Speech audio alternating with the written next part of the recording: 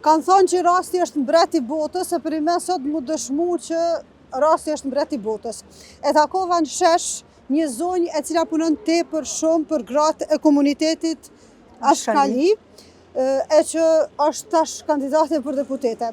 Ajo që kam ka bërë shumë përshtypje për këtë zonjë dhe që u gëzova që e takova, është fakti se është zonja që është bërë sebeb provizionin bank prej 2,5 € që u kanal nanave, kur i kanë qitë shtesat e fëmijëve, me u largu. Do më thonë, ka qenë zëri i grave në zyret kryeministrit, edhe e ka parashtru, do më thonë, si breng, si shqetësim nanave, atër shtesat kanë qenë ka 10 € dhe kjo ka thonë 10 €, 2,5 € banka nuk pjo jetë nanave kur gjë.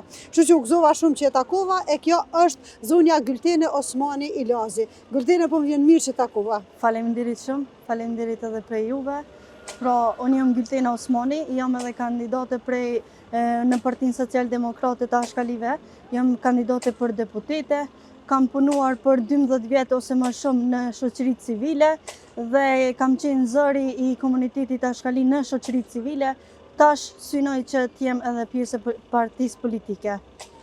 A mendon që mrekullit fillojnë prej një diçkaje të temtë, prej një diçkaje të vogël?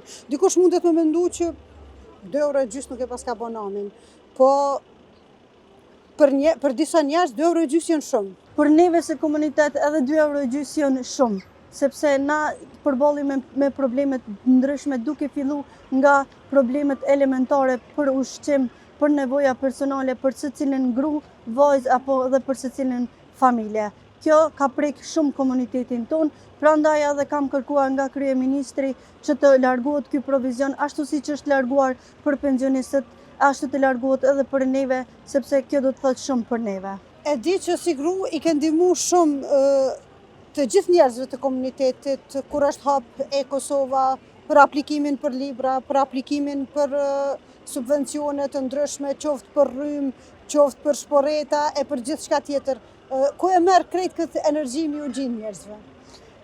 Energjia vjen vetë prej problemeve që ballafaqohet komuniteti ynë, sepse nuk ka askush tjetër, ka njerëz që ndihmojnë mirë, po ka shumë pak prej atyre që din të përdorin kompjuterin apo laptopin dhe një numër i madh i nevojave ka ardhur vetë prej komunitetit, ku ata kanë kërkuar prej meje, prej organizatës që unë kam qenë e punësume prej tyne dhe kam ndihmu komunitetin në aplikimet online në platformën e Kosovës.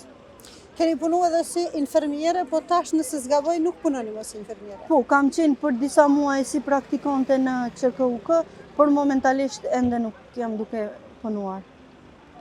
Cila është puna momentalisht që është e bërë zonja Gültene?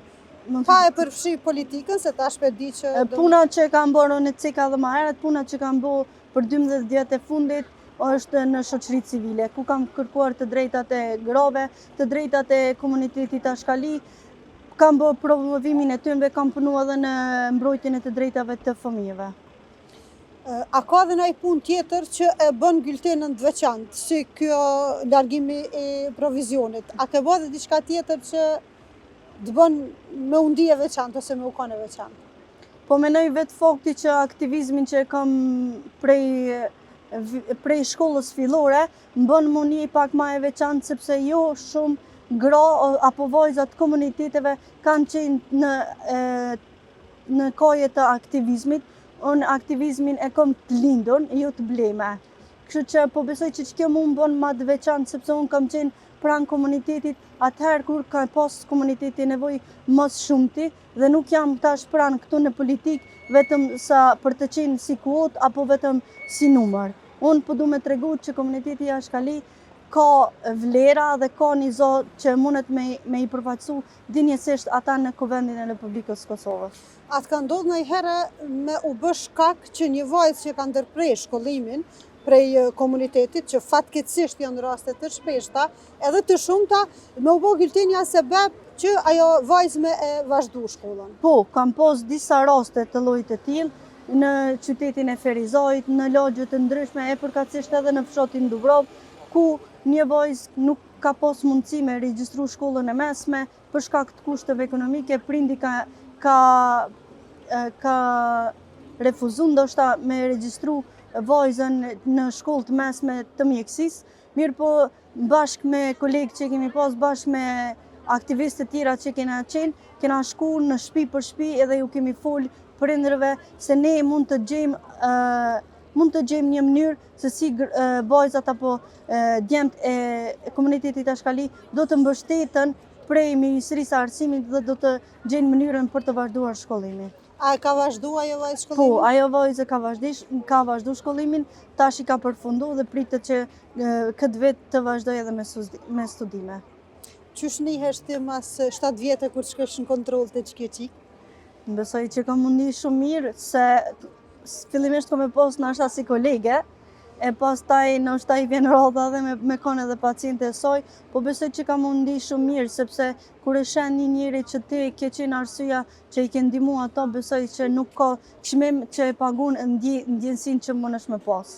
E ju të dashura shikuese të komunitetit Ashkali, nëse keni problem për financa për me u shkollu, nëse nuk e keni një dorë që mundet me ju ka për me vazhdu tutje, tash mundeni me gjetë profilin e Gyltenës në Facebook, me vazhdu bashkëpunimin edhe mos me i prej andrat po me vazhdu tutje. Cila është, ose çka kishim ju thonë për fund shikuesve të televizionit tonë? Unë kisha me thonë që unë kom qenë pranjush edhe atëherë kur komuniteti ka pas nevojë më shumë ti. E sot jam pranjush dhe dua të jem pranjush edhe më lartë. E më lartë ne mund të shkojmë vetëm bashkarisht. Atëherë kur ne gjithë së bashku dalim, votojmë dhe e bëjmë ndryshimin, sepse ndryshimi ka qenë kërkesë e komunitetit.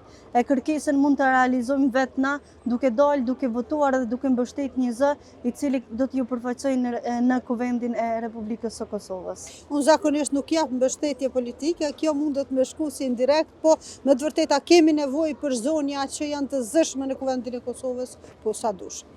Mirupafshim.